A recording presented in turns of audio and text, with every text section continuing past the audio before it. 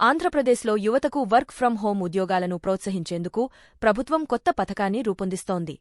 ఈ పథకంలో భాగంగా రాష్ట్ర వ్యాప్తంగా 118 ప్రభుత్వ భవనాలను గుర్తించారు. ఈ భవనాలను వర్క్ స్టేషన్లుగా మార్చి యువతకు ఉద్యోగ అవకాశాలు కల్పించడం లక్ష్యంగా పెట్టుకున్నారు. ఈ స్టేషన్లలో ఇంటర్నెట్ సదుపాయాలు, ఎయిర్ కండిషనింగ్ వంటి సౌలభ్యాలను అందుబాటులో ఉంచనున్నారు. ఉద్యోగులు ప్రతిరోజూ ఈ కేంద్రాలకు వచ్చి తమ పనిని పూర్తి చేసుకుని ఇంటికి వెళ్లవచ్చు. అన్ని కంపెనీల ఉద్యోగులు ఒకే చోట చేరి పనిచేసే అవకాశం ఉంటుంది. ఇది ఒక ఆధునిక వర్క్ స్టేషన్ లాంటి వాతావరణాన్ని సృష్టిస్తుంది. ఈ ప్రణాళిక ముఖ్యమంత్రి నారా చంద్రబాబు నాయుడు ఆలోచనగా రూపుదిద్దుకుంది. 2024 ఏపీ అసెంబ్లీ ఎన్నికల ప్రచారంలో ఆయన ఈ విషయాన్ని ప్రస్తావించారు. ఇప్పుడు దానిని అమలు చేసే దిశగా అడుగులు వేస్తున్నారు.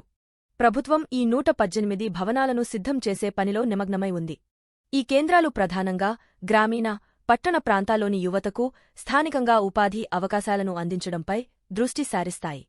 గతంలో Chandrababu Naidu IT GCC policy 4.0లో భాగంగా వర్క్ ఫ్రం హోంను ప్రోత్సహించే ప్రణాళికలను ప్రకటించారు. ఈ కొత్త వర్క్ స్టేషన్లు ఆ పాలసీకి అనుబంధంగా పనిచేస్తాయి. ఈ భవనాల్లో ఆధునిక సాంకేతికతతో కూడిన సౌకర్యాలు ఏర్పాటు చేయడం ద్వారా వివిధ కంపెనీల ఉద్యోగులు ఒకేచోట పనిచేసేందుకు వీలుగా ఉంటుంది. ఇది యువతకు ఇంటి దగ్గరే ఉద్యోగాలు చేసే అవకాశం కల్పిస్తుంది.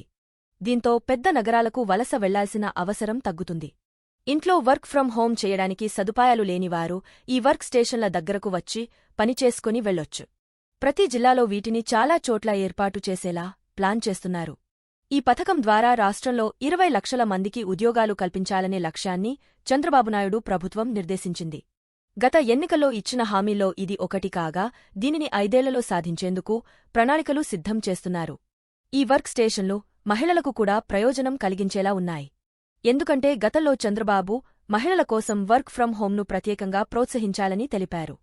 ఈ కేంద్రాల్లో స్కిల్ డెవలప్మెంట్ శిక్షణ కూడా అందించే ఆలోచన ఉంది. దీనివల్ల యువత, పరిశ్రమలకు అవసరమైన నైపుణ్యాలను పొందవచ్చు. విశ్లేషకుల అభిప్రాయం ప్రకారం ఈ పథకం రాష్ట్ర ఆర్థిక వ్యవస్థను బలోపేతం చేయడంతో పాటు గ్రామీణ ప్రాంతాల్లో ఉపాధి అవకాశాలను పెంచుతుంది. అయితే ఈ భవనాల సిద్ధీకరణ, నిర్వహణ ఖర్చులు, సాంకేతిక సదుపాయాల ఏర్పాటు వంటివి సవాళ్లుగా మారవచ్చని కొందరు హెచ్చరిస్తున్నారు.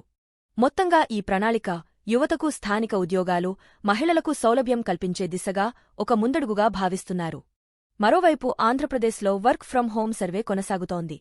ఇప్పటివరకు 99 లక్షల మందిని సర్వే చేయగా 24 లక్షల మంది వర్క్ ఫ్రం హోం ఉద్యోగాలు చేయడానికి ఆసక్తి చూపారు. అలాగే 2,13,000 మంది ఇప్పటికే ఐటీ ఉద్యోగాల్లో ఉన్నారు.